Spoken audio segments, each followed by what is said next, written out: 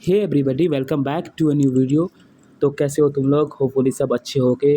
तो ये video regarding है कि तुम लोग जो क्वेश्चन पूछ रहे थे बार बार कि फेज़ 1 वाले एलिजिबल होंगे कि नहीं, एंड अगर एलिजिबल हुए तो क्या मुझे फ़ी फिर से भरनी पड़ेगी, या फेज़ 1 का जो सीट है वो क्या मेरे से ले लिया जाएगा अगर मुझे कोई सीट अलॉट होगी कि नहीं।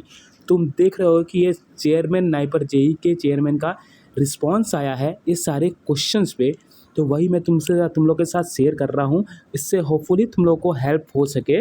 तो पहला क्वेश्चन है जो पूछा गया कि if I participate in phase 2 counselling and I am allotted a different programme campus according to my preference, will the admission fee already paid for my phase 1 seat be automatically transferred to the newly allotted seat, or I will be required to pay the admission fee again? तो response क्या आया कि admission fee already paid for my phase 1 seat be automatically transfer for the newly allotted seat. इसका मतलब है जो भी तुमने अभी फ़ी सबमिट कर दिया है उससे तुम्हें बार बार कोई भी फ़ीस सबमिट करने की ज़रूरत नहीं है। तुम्हारी अगर सीट चेंज होती है या अपग्रेड होती है, कुछ भी होती है, तो मतलब या काउंसलिंग की फ़ी या एडमिशन फ़ी, एवरीथिंग रिमेन्स सेम। वही जो तुमने एक बार पे कर दिया है, तो उसकी कोई चिंता करने की ज़रूरत नहीं है। ओके।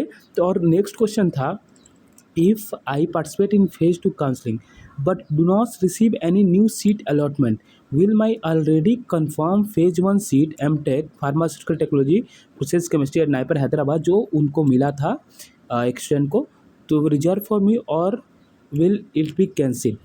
तो इस पे क्या आया, इन्होंने पूछा कि जो मुझे फेज़ 1 में अलॉट हुआ था सीट, वो सीट जो है अगर मैं फेज़ 2 में पार्टिसिपेट करती हूँ या करता हूँ, तो क्या वो अगर मुझे अपग्रेड नहीं होता तो क्या वो सीट रिमेन मेरे पास रहेगी या नहीं?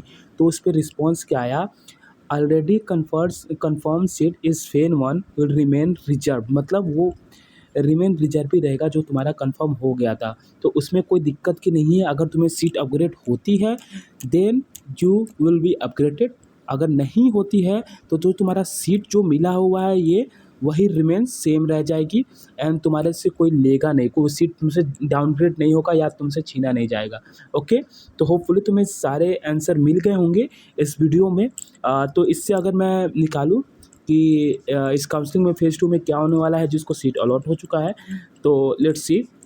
अगर तुम्हें सीट अलॉट हो चुका है, wait a minute, seat allot हो चुका है तो तुम फेज़ 2 के लिए एलिजिबल हो और तुम अपग्रेड कर सकते हो। अगर अपग्रेड नहीं होता है, मान लो तुम्हारा अपग्रेड नहीं होता है, तो तुम्हारी जो फ़ी है तो तुम्हारी जो सीट है वो रिमेन सेम हो जाएगी। मान लो कि यहाँ पे प्रोसेस केमिस्ट्री मिला है तो वही रिमेन सेम हो जाएंगी, कोई दूसरी ऐसा नहीं है कि तुम्हें वो सीट फिर तुमको मिलेगी ही नहीं, तो वो सीट तुम्हारी रहेगी, और जब तक अपग्रेड नहीं होता है तुम्हारी वही सीट तुमको कंफर्म रहेगी। ठीक है। और नेक्स्ट क्वेश्चन है, और तुम्हारी जो तुमने एक बार जो भी फ़ी भर दिया, काउंसलिंग की फ़ी या एडमिशन फ़ी, ओके, वो रिमेन सेम रहेगा। जितने भी राउंड में तुम पार्टिसिपेट करोगे तुम्हारा कोई चेंज नहीं होगा, तुम्हें बार बार फ़ी भरने की ज़रूरत नहीं है। मतलब कि तुम आराम से जा सकते हो फेज़ 2 में without any hesitation, and all the तो मीन्स ऐसा डर के नहीं कि मेरी सीट चली जाएगी या कुछ भी, मुझे मिली है या नहीं मिली है, डज नॉट मैटर। तुम जाओ नेक्स्ट राउंड में, तुम देखो seat matrix and you confirm करो कि तुम्हें अपग्रेड हो जाए या फ्रीली। ऐसे दिमाग में टेंशन लेके नहीं जाना है कि मेरी सीट चली जाएगी, या अब तो तुम्हें यहाँ पे ऑफिशियल भी समझ में आ गया कि ये सही बात है कि हमें मिल जाएगी। मुझे अब नाइपर के चेयरमैन ने भी रिस्पॉन्स दे दिया इस बात पे। होपफुली तुम्हें ये वीडियो पसंद आया होगी और इन्फॉर्मेटिव लगी होगी। ओके। तो ठीक है, thank you so much for watching this video. Keep watching, be aware, be informative, और अपने फेज़ 2 के लिए तैयारी करो। Bye bye.